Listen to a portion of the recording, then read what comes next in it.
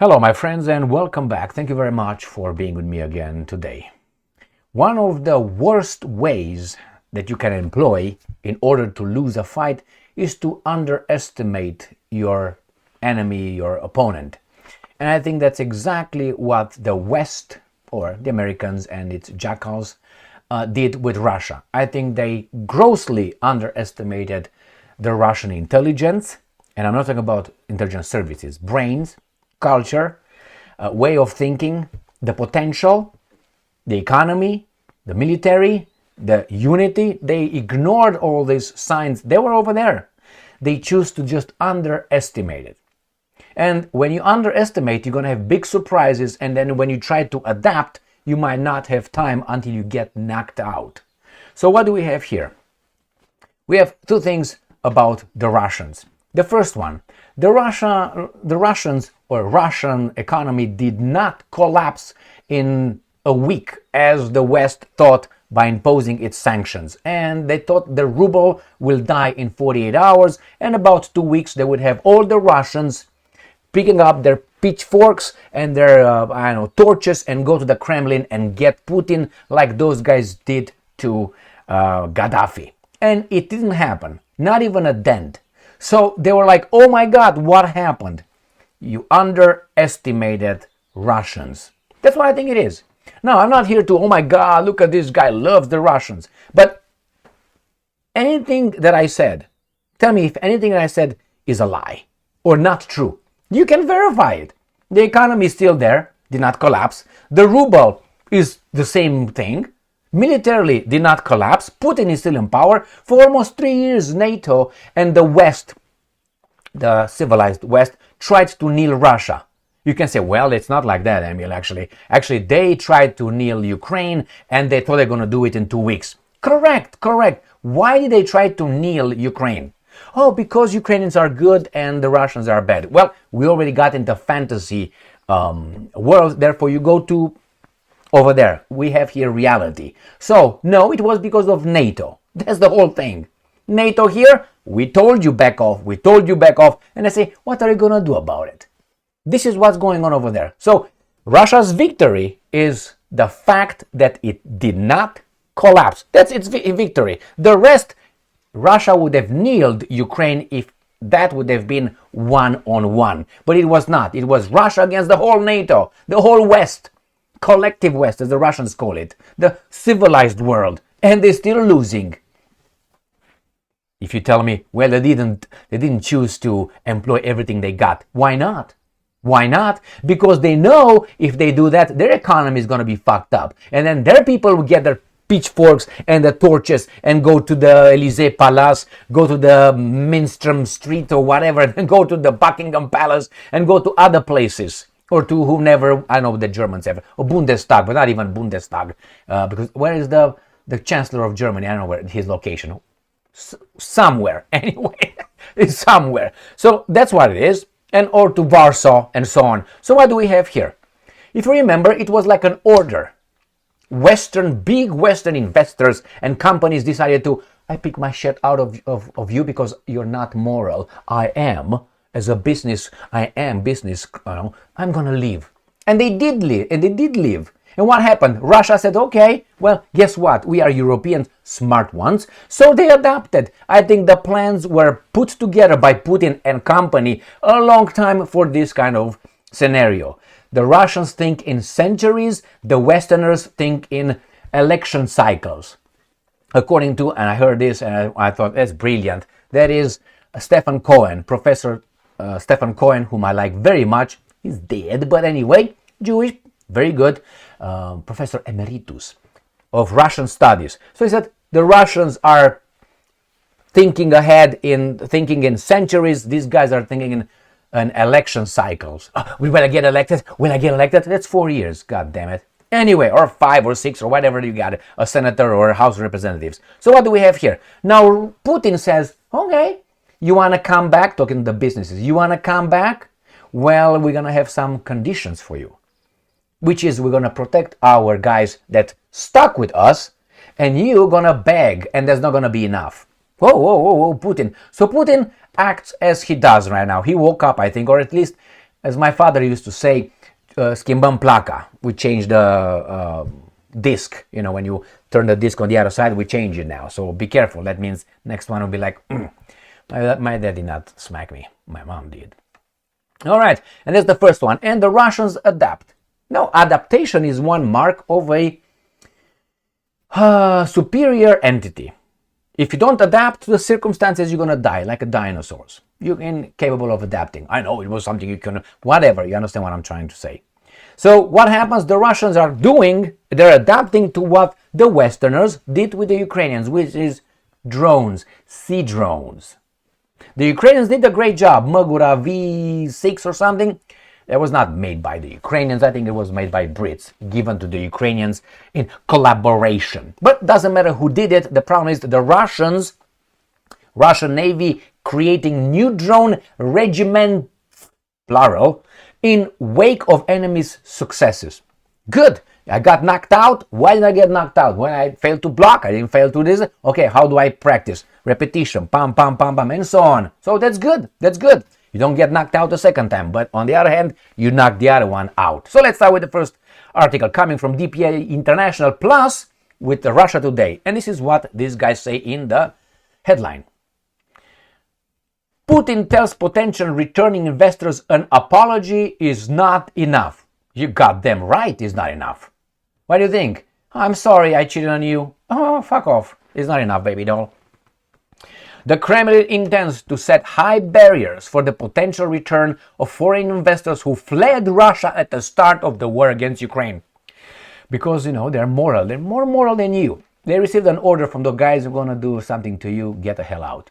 It is important to consider how these companies behaved after their departure and whether they, for instance, helped Ukraine, Putin said during a meeting with the Association Business Russia.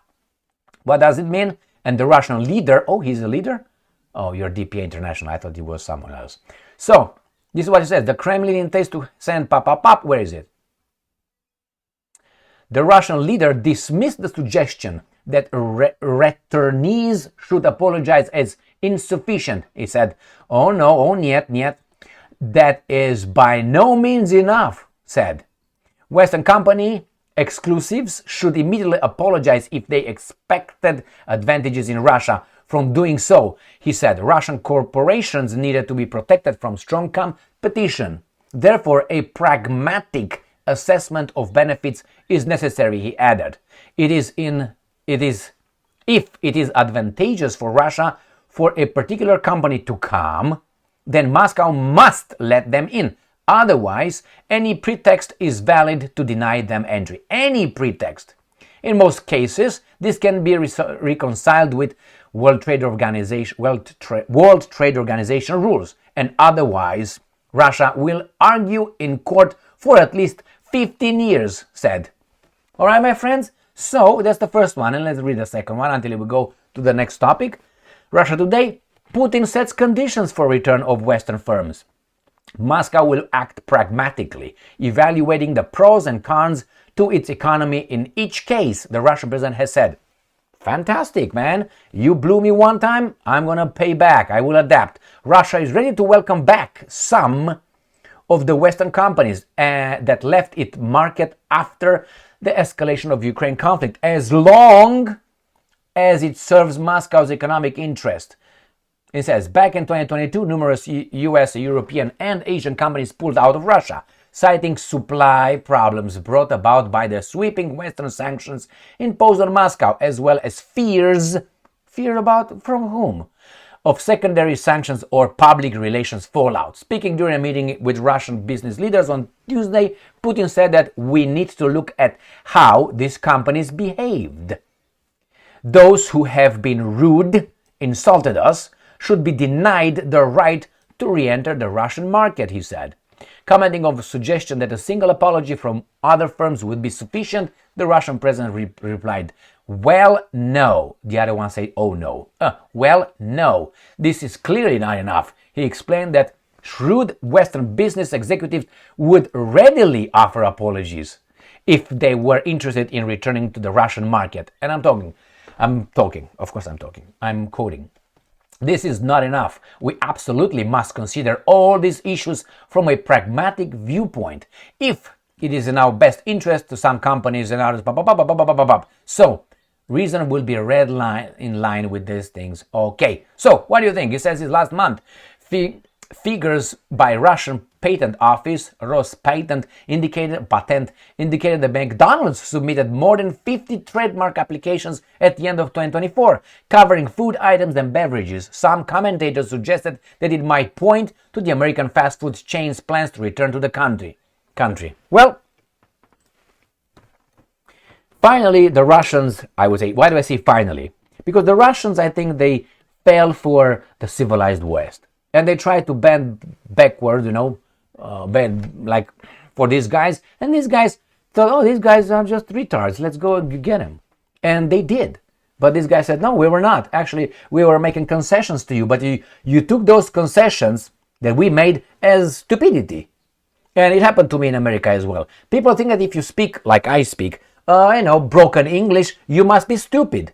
They don't understand that this is not your first language. In your first language, you would be clearly, how should I put it, as these guys talk about Obama, not literate. He's very, I can't remember how in the hell they call Obama. As a black guy, he's very articulated. So we could be articulated, but we have a limited vocabulary in the secondary, tertiary, and so on languages that we speak. All right. So then they think, oh, this guy speaks broken English. He must be stupid because, some people, if they speak clearly and like I do clearly and, how should I put it, with no flowers around, beating around the bushes, oh, this guy is stupid. No, I choose to use that method because it's the easiest way, not the wizard way. I can hide my messages like this when I hide them about Israel, for instance. But enough for you to pick up the hints. But obviously. So, nevertheless, these guys think that, oh, the Russians are stupid. They think and the Russians said, no, you know what? No, we're not. Here you have it. That's the first topic. That's exactly what the Russians should do, and I'm glad they do it. What, an apology? It's not enough for an apology if you don't change your behavior. So I can say, I'm sorry, but if I don't change my behavior, it's useless. And these guys already screwed up too many times Russia in order for Russia to say, yeah, okay, thank you. I have a lot of thank yous to give.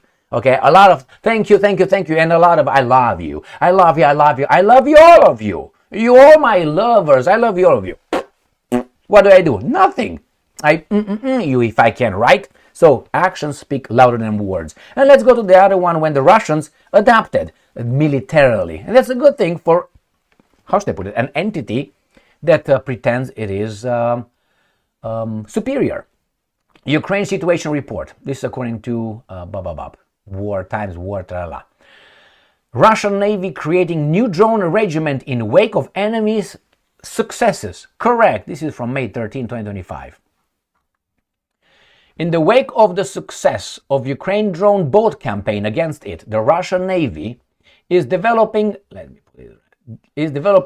dedicated regiments to operate uncrewed surface, undersea, air, and land systems. He says Russian Navy. Okay? The plan is much needed and long overdue, a retired Russian Navy officer told the War Zone. And I'm quoting, the new units, which will be formed in all fleets, will perform reconnaissance and strike functions, the official Russian Izvestia news outlet reported on Tuesday. And I'm quoting, according to experts, combining different types of drones will allow for effective reconnaissance, surveillance, and destruction of sea and coastal targets. Excellent. What do you think? There will be at least 5 of these regiments, military expert Dmitry Boltenkov told Izvestia. And I'm quoting, or Izvestia. Three will be part of the fleets based in the European part of Russia, and 2 will be for the Pacific Fleet. There is a very large distance between Primorsky Krai and Kamchatka, and 2 regiments may be needed to control such remote regions. The Caspian and Dnieper flotillas may also receive the same units. Now, what is he talking about? Let me see if I get a map right here. So he's talking about, so this is Mother Russia, right here, right? So he's talking about 3 regiments in the European part of Russia, which is right here, right? So this is the North Sea and all the what is over here, and then Arctic and so on. And then you have obviously here he was talking about the Baltic Sea, which is right here, the Baltic Sea where the St. Petersburg is located, and the Baltic garbage. And then you have here the Black Sea, obviously, and that's about it. Black Sea, Mediterranean Sea, Baltic Sea, then you go to North Sea, and then you go to the Arctic and so on. So this is the 3 of them. And then 2 of them, he said, in the Kamchatka Peninsula, which is right here. I did good in geography. Anyway, who doesn't know that? I'm saying, my God, this is not Kamchatka, man. Kamchatka is right here. All right, so the Bering Strait right here, around the Bering Strait, this area here against Alaska, Hoopy, Soupy. All right, so this is the other 3. And the Pacific Ocean together with the Chinese, chonko chonko. All right, my friends, let's see what else these guys are saying. Pop, pop, pop. All right, he says here, unmanned boats USVs will also be responsible for monitoring the water area, reconnaissance and mine countermeasure, anti-submarine defense, and if necessary, striking the enemy.